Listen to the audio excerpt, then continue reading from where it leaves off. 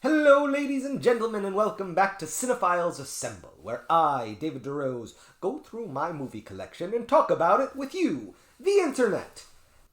That's right, I'm here to fill the hole left by Daniel O'Brien as neurotic guy who watches movies on the internet. Because there clearly aren't enough of those.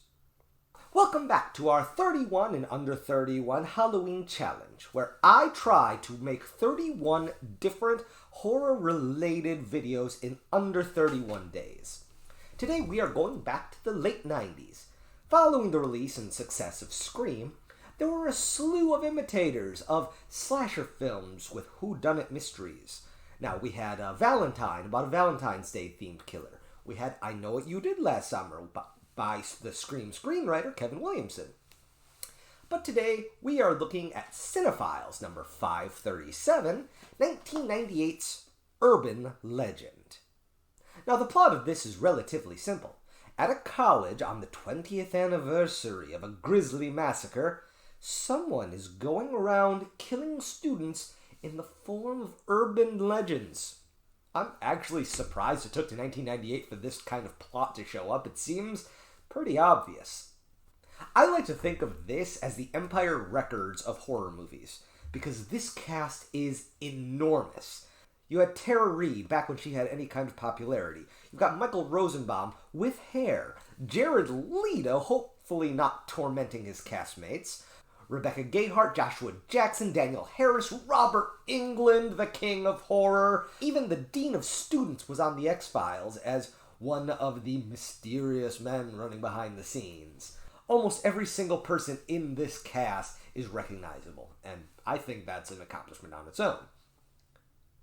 Surprisingly enough, even though this follows the Final Girl format, the lead, played by Alicia Witt, is the most forgettable character in the movie. I don't know if it's because she's one of the few cast members I don't know, or if it's the way her character's written, or the way she's acted. Because this is a Scream imitator, the killer has to have some kind of memorable costume, and honestly, this movie did not deliver on that.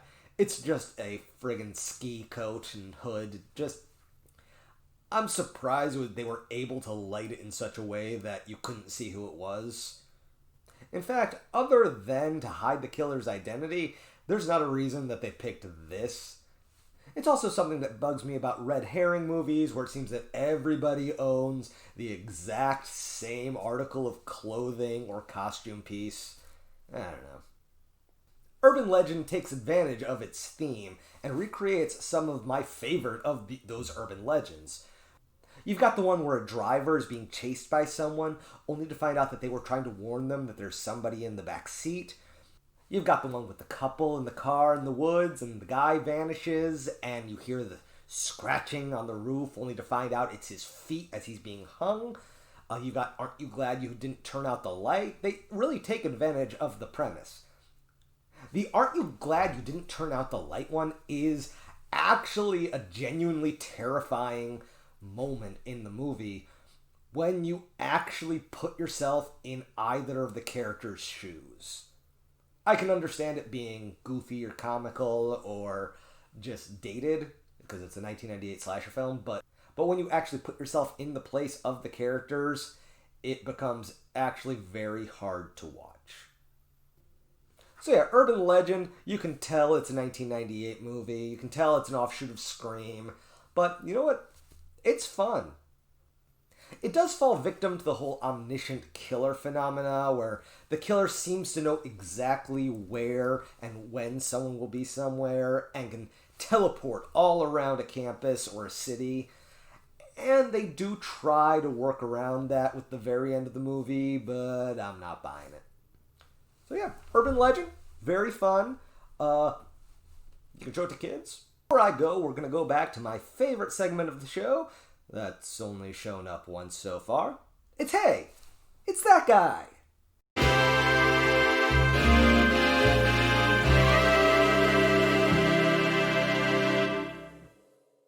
Along with everyone else in the star-studded cast, we get a creepy janitor. Now, I love the trope of the creepy janitor, or the crazy Ralph, or the harbinger, as Cabin in the Woods likes to put it. and this one is no exception. And he is played by, hey, it's that guy, Julian Richings. Now, over the past 30 years, Julian Richings has made a mark on over 200 movies and television series, including Death in Supernatural, where he is a beloved fan favorite. Death is a fan favorite. It's a little bizarre.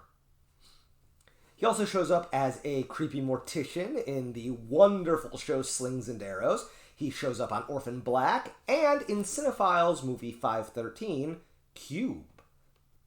So the next time you're watching a movie and he graces the screen, say, hey, it's Julian Richings.